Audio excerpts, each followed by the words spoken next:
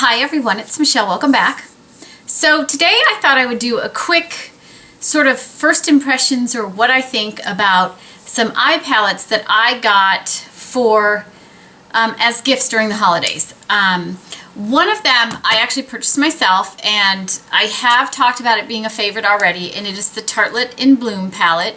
I love this palette. This is, if you like a nice neutral everyday eye, this is a brilliant palette. There's a lot of mattes, there's some sheens in here, nothing too chunky. Funny Girl, this one here has a little bit of chunky glitter, so it's not my favorite, but if you just sort of pat it on with your finger, it's okay. But the rest of the palette is beautiful. And like I said, I have talked about this before, but I did want to sort of mention it so when I do comparisons of the next two palettes that I'm going to talk about, I can sort of reference this one as well. This is a beautiful, beautiful palette. There are plenty of videos out there on YouTube where there are swatches and that kind of thing. Like I said, the mattes blend beautifully. I don't get a ton of fallout. There's only one color in here that has a little bit of chunky glitter, so I'm very careful with this one, but the rest of the palette is beautiful.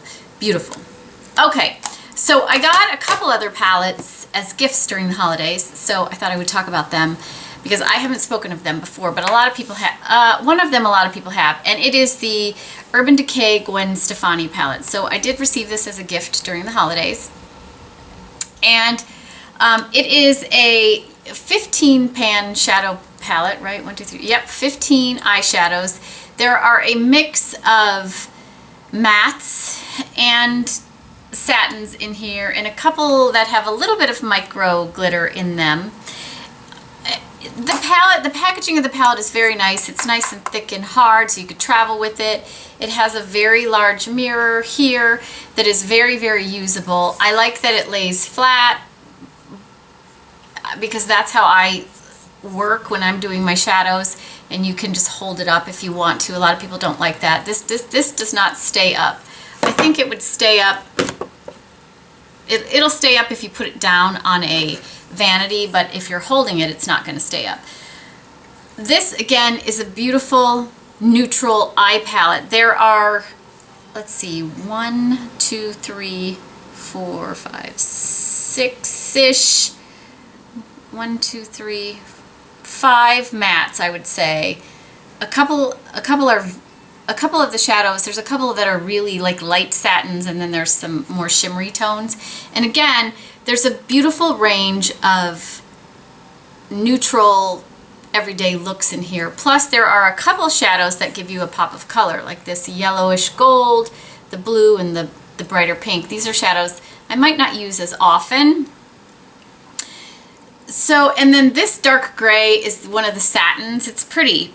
So here's what I will say. I love the idea of this palette. I love the colors that are in here, because this is something that if you only owned one eye palette, technically you could make lots of different looks. You could go really smoky with this, or you could do light everyday looks with this.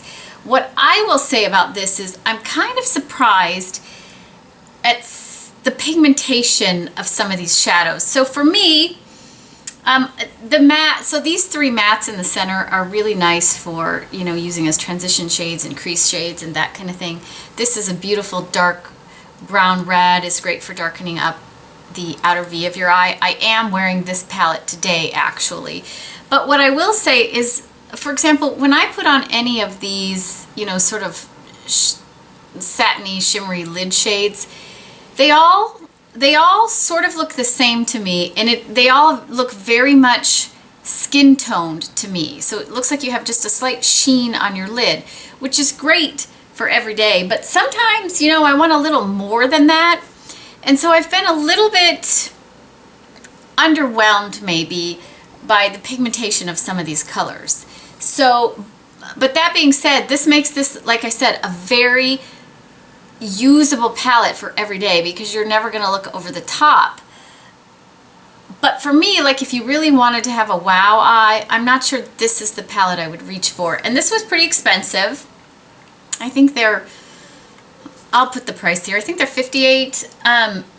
Again, this is a palette I will use it's a palette I could travel with. I do wish there was a matte brow bone color in here, which there isn't. But I could still travel with it and just use my setting powder on my brow bone or whatever.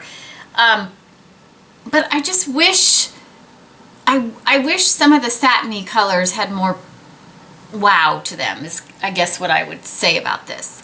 But if you're looking for like an everyday palette that, you know, or something a lot more subtle, this is a great palette. I would say this is a really nice palette for doing everyday subtle eyes, or you could do really smoky with this. But for me, like to do the in-between kind of thing, you got to really build it up. So that would be my letdown with this palette, I think. So yeah, if I had to choose between these two, it would definitely be the Tartlet palette. For me, the shadows are just much more pigmented. You know, the price point is a little bit better, so I would choose this over this, but this is still very nice. And then I got another palette that I would never have purchased for myself, even though it's a neutral nude palette, but it's just not a brand I typically go to. So I got the Laura Geller, the Delectables eyeshadow palette in Delicious Shades of Nude. It's a cardboard palette. There are 14 shadows in here. They look like this, they're beautiful. And there is a mix of mattes and satins in here. There's no chunky glitter in any of them. I do believe them to be baked shadows. Here's what I will say. I am really surprised by how much I like this palette and how really, really usable it is. Like, this is a beautiful palette if you like a nude eye. If you like doing sort of some sort of color on the lid that's a little bit of a satin and then sort of blending it out, these are beautiful. And if you use these wet, they're very, very, some of the shadows are very, very metallic looking and really, really interesting. So I'm really, this is the palette that kind of surprised me at how usable it is and how much I actually really like it. What I will say is, I believe them to be baked shadows. There is vanilla right here, is a sort of cream color matte for the brow bone. Love it. You can also wear it on the lid. This mushroom color is matte, so you could do, you know, use this as a transition shade or all over the lid shade. This hazelnut color is also matte. Yep, it's matte. So this is a great, again, either transition color or, you know, lid color. And then this mahogany brown color is matte. So it's a great color for using as a liner or to darken up the outer V. And I love that it's matte. The mattes in here go on beautifully, they blend beautifully, they lay beautifully on the skin, which is hard for a matte shadow to do. Here, I'll swatch a couple of them.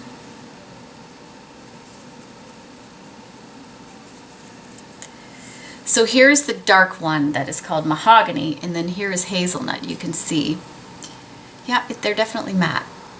It looks a little shiny in the viewfinder to me, but they're definitely matte. Again, there they are in my hand. They're really nice. I've been really surprised. What I will say about the other colors that are more of a satin, they're really, really pretty. I will say that, and this for me is typical of a baked shadow. They're much better if you're going to apply them dry. They can be used wet or dry, all of them in here.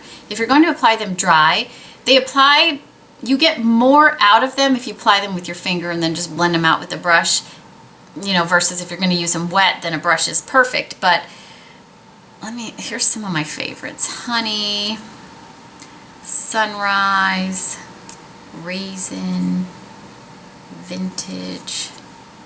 I mean, look at those colors. They're just beautiful.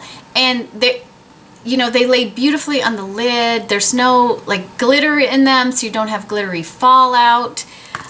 Like I said, I've been really, surprised. My sleeve out of the way. So there are those. I've been really surprised by